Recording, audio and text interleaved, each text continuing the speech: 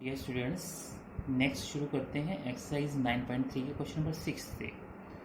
तो इसमें कहा गया है for what value of x the numbers -2/7 x and -7/2 are in GP. X की वैल्यू फाइंड कीजिए अगर ये तीनों नंबर जीपी में है। अगर तीनों नंबर जीपी में, इसका मतलब क्या होगा कि कॉमन रेशो इनकी सेम होगी। तो रेशो कैसे फाइंड होती है हमारे पास, A2/A1 ये रेशियो होती है, इसी तरह A3/A2 ये भी रेशियो होती है, और कॉमन रेशियो क्या होती है, सेम होती है। इसलिए हमने आपस में क्या किया, इसको इक्वल कर दिया।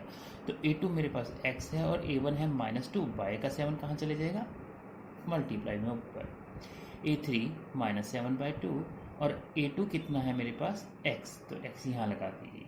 अब क्रॉस मल्टीप्लाई कीजिए, 14x² इज इक्वल टू 14, तो x square is equal to आ गया 1। तो x की वैल्यू क्या आ गई, +-1, यानी प्लस का 1 भी आ सकता है और माइनस का 1 भी। तो ये दोनों आंसर हैं। आगे क्वेश्चन नंबर 7 से 10 तक, इनमें हमें सम ऑफ क्वेश्चन नंबर 7 to 10, इनमें क्या निकालना है, सम ऑफ जीपी। अब एपी का सम तो हमें आता है, जीपी के सम का क्या फार्मूला होता है, तो दो फॉर्मूले हैं यहाँ पे।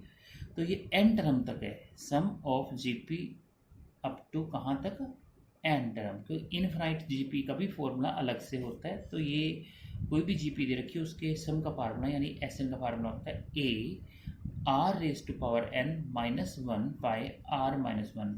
तो ये आपने लिख लेने हैं पहले फॉर्मूले, ठीक है। उसके बाद क्वेश्चन शुरू करने हैं। तो एस एन का फार्मूला ये है। ये फार्मूला कब लगता है, जब आर यानी कि रेशियो ग्रेटर देन 1 हो, तो ये फार्मूला लगाना है। तो सेकेंड फार्मूला एस एन का है a into 1 minus r raise to power n by 1 minus r. ये कब लगना है, जब r स्मॉलर हो 1 से। तो स्मॉलर हो 1 से तब ये फॉर्मूला, और 1 से ग्रेटर हो तब ये फॉर्मूला। तो ये एस एन का फॉर्मूला है। मैं आपके लिए क्वेश्चन नंबर 8 कर रहा हूँ। 8th क्वेश्चन में दे रखा है √7, √21 और 3√7। कहते हैं ये जीपी में है और n टर्म्स तक का हमें कहते हैं सम निकालिए। तो सम निकालने के लिए हमारे पास क्या क्या होना चाहिए, ए फर्स्ट टर्म वो हमारे पास है, आर हमारे पास रेशियो आती है हमें निकालनी, सेकंड बाय फर्स्ट टर्म ये आर आ जाएगी, और एन होना चाहिए। एन तो उसने इस बार बोला है एन टर्म तक ही सम निकालिए। अगर 20 तक कहा होता फिर 20 पुट करते हैं यहाँ एन की जगह। तो अब हमारे पास ए दे रखा है √7, और हमने रेशियो कैसे निकालनी है, A2/A1, A2 second term by first term. तो ये आ गया √3। अब हमें क्या निकालना है, SN। कौन सा फॉर्मूला लगा, दोनों में से लगाना चाहिए। √3 क्या होता है, 1.732 होता है, यानी 1 से ग्रेटर है, तो ये वाला फॉर्मूला लगेगा इसमें। तो SN का फॉर्मूला A r⁻n -1 बाय में r -1। थोड़ा सोल्व कर लेते हैं इसको। A हमारे पास दे रखा है √7, r है हमारे पास √3, इसकी पावर n -1 बाय में क्या आ गया, √3 -1। ये हमारा आंसर आ गया है। एक्चुअली में आंसर तब कंप्लीट माना जाता है अगर बाय में रूट वाला हो, तो उसको क्या करना पड़ता है, रेशनलाइज। तो इस समय ये आंसर कंप्लीट नहीं माना जाएगा जब तक कि आप रूट वाला बाय में है। रूट वाला बाय में हो तो क्या करोगे आप, इसको रेशनलाइज। तो मैं रेशनलाइज कर रहा हूँ, √7 ऐसे ही ये आ गया √3 -1 बाय में √3 -1। तो रेशनलाइज कैसे करते हैं कि साइन चेंज करके ऊपर नीचे न्यूमरेटर और डिनोमिनेटर को मल्टीप्लाई कर देते हैं साइन चेंज करके। तो ये आ गया सोल्व करके √7, और √3 + 1 पहले लिख लेता हूँ, और √3 n -1 ये बाद में। और नीचे फॉर्मूला क्या बनता होता है, a² - b²। अगर a का स्क्वायर करेंगे तो रूट हट जाएगा, 3 आ जाएगा, 3 - 1 क्या आ गया बाय में 2। ये हमारा कंप्लीट आंसर माना जाएगा। तो कभी भी रूट वाला बाय में आ जाए तो उसको रेशनलाइज जरूर करिए, तभी कंप्लीट आंसर माना जाएगा। तो इसका एक क्वेश्चन और देख लेते हैं 10। तो x³ x⁵, x⁵7 n term तक हमें सम निकालना, और कहते हैं x इक्वल नहीं है +-1 के। तो इसका हमने कुछ नहीं करना है, ठीक है। तो अब हम शुरू कर रहे हैं।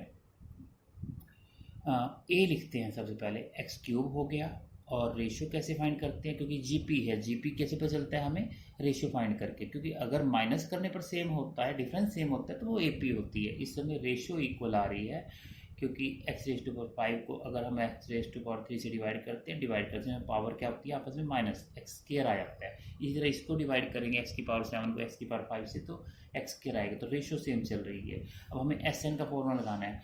अब कौन सा फॉर्मूला लगाएं, क्योंकि एक्स के बारे में तो हमें पता ही नहीं कि ये 1 से ग्रेटर है या स्मॉलर है, तो हम कोई भी फॉर्मूला लगा सकते हैं। तो ज़्यादातर एक्स वाले क्वेश्चन में हम कौन सा वाला फार्मूला लगाते हैं, सेकंड नंबर वाला। तो a into 1 minus r raise to power n by में 1 माइनस में आर, बाकी कोई भी फॉर्मूला आप लगा सकते हैं। a को क्या हो गया हमारे पास एक्स क्यूब 1 माइनस क्या होता है r raise to power n, तो आर हमारे पास एक्स स्क्वायर है, इसकी पावर एन, पावर की पावर हमेशा मल्टीप्लाई, यानी कि अगर मेरे पास x की पावर 2 है और यहाँ पे 3 है तो मैं क्या लिखूँगा, ये मल्टीप्लाई हो जाती होती है 6, ठीक है, ऐड नहीं होती है।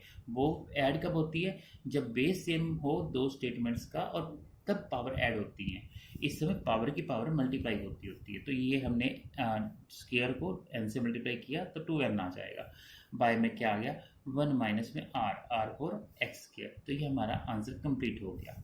अब हम क्वेश्चन नंबर 11 पे पहुँचते हैं।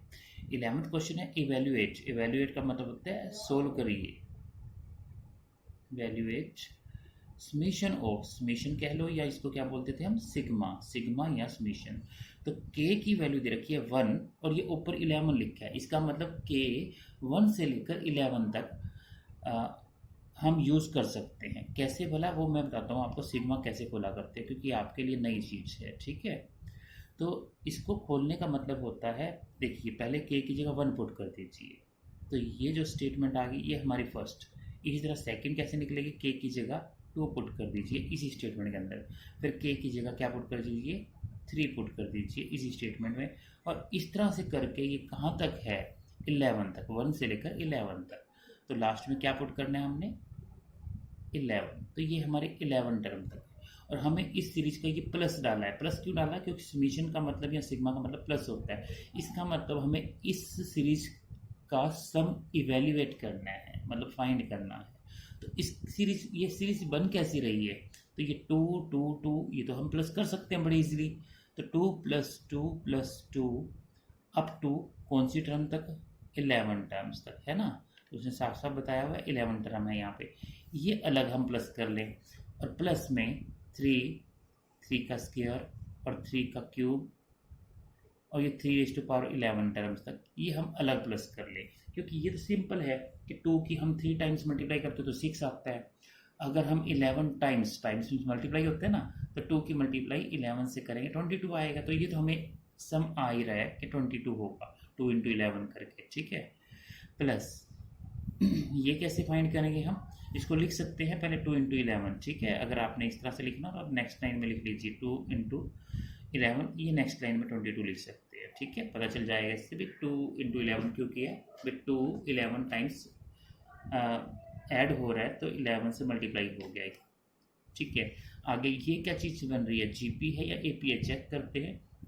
अगर हम इसमें से 9 में से 3 माइनस करते हैं वो 6 आता है, और 27 में से 9 माइनस करते हैं तो वो तो 6 नहीं आता, इसलिए ये एपी तो है नहीं। जीपी है, रेशो सेम बन रही है, सेकंड को डिवाइड करते हैं फर्स्ट से तो 3 आता है, थर्ड को डिवाइड करते हैं तब भी 3 आता है, तो जीपी बन रही है। तो हमारे पास जीपी बन रही है, तो हमने क्या करना है, यहाँ पे यहाँ लिख दीजिए दिस इज जीपी, ठीक है। तो जीपी के लिए हमें ए लिखना है, ए हमारे पास 3 हो गया, और रेशियो क्या होगी 3 का स्क्वायर बाय 3, पावर कैंसिल हो जाएगी, एक 3 कैंसिल तो 3 आ गया। तो अब ये 3 जो होता है किससे ग्रेटर होता है 1 से, तो कौन सा फॉर्मूला लगना चाहिए, ए है ना, एस एन का formula a × r⁻n - 1 by r-1, क्योंकि जो 3 होता है वो 1 से ग्रेटर है, इसलिए हम फर्स्ट वाला फॉर्मूला लगाएंगे। a हमारे पास 3, r क्या 3⁻n कितना है हमारा 11 है ना, दे रखे उसने कि 11 टर्म तक हमें सम करना है। -3 - 1, थोड़ा सोल्व कर लीजिए, 22 + 3 × 3⁻11 - 1 बाय में क्या आ गया 2। तो ये हमारा आंसर आ गया, क्योंकि 11 को 3 को 11 टाइम्स मल्टीप्लाई करने की जरूरत नहीं है, बस इसी तरह आंसर लिख सकते हैं। जो बहुत ये होता है कि थोड़ा बहुत होता मतलब 3 पावर या 4 पावर होती तो मैं सोल्व कर लेता इसको, ठीक है। अब बहुत बड़ी पावर तो इसको सोल्व करने की जरूरत नहीं होती, ये हमारा आंसर आ गया है। 12th क्वेश्चन में the sum of first 3 terms of GP are 39/10 and their product is 1। अब ना जीपी में अगर 3 टर्म्स का प्रोडक्ट गिवन हो तो हमें जीपी को, जैसे हमारी सिंपल जीपी क्या होती थी, ए आर स्क्वायर, ठीक है, और लास्ट में a r raise to power n-1, ये हमारी जीपी सिंपल मानी जाती है। बट अगर कभी भी हमारे को ये दिया हो कि जीपी है और 3 नंबर्स का प्रोडक्ट गिवन हो, 3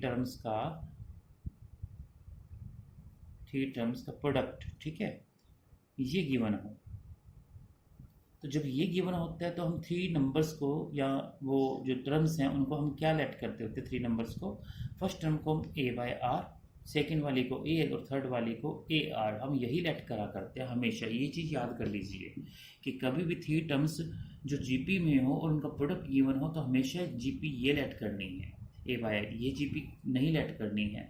ये जीपी हम सिर्फ सम होने पर लेट करेंगे। अगर हमारे को कहा हो कि 3 नंबर्स का सम या 4 नंबर का या 5 नंबर का सम ये है, उस समय हम ये वाली जीपी लेट करेंगे। बट किसी जीपी का प्रोडक्ट दिया हो तो वो इस तरह से, अगर मतलब 3 नंबर्स हैं जीपी में जो, तो ए बाय आर, ए और ए आर, इस समय भी रेशो सेम है। अगर इसको इससे डिवाइड करते हैं तो आर आता है, इसको डिवाइड करते हैं तो आर आता है, तो रेशो इससे भी सेम है, परंतु जीपी ये लेट करनी पड़ती है। क्या फ़ायदा होता है इससे, ताकि आर से आर कैंसिल हो जाए तो ये ए क्यूब आ जाएगा प्रोडक्ट करने पर, ठीक है। तो 12th क्वेश्चन हमारा इसी पे डिपेंड है, तो ये इंपॉर्टेंट है, फॉर्मूला लिख लीजिएगा।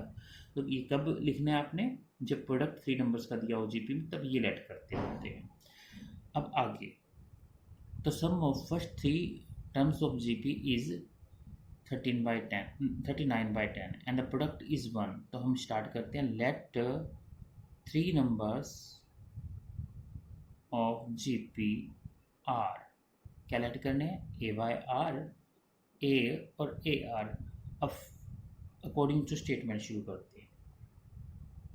फर्स्ट केस 1, तो उसने बोला है इन सब का सम। तो वैसे तो सम से नहीं करना शुरू, कहाँ से शुरू करना चाहिए, प्रोडक्ट से।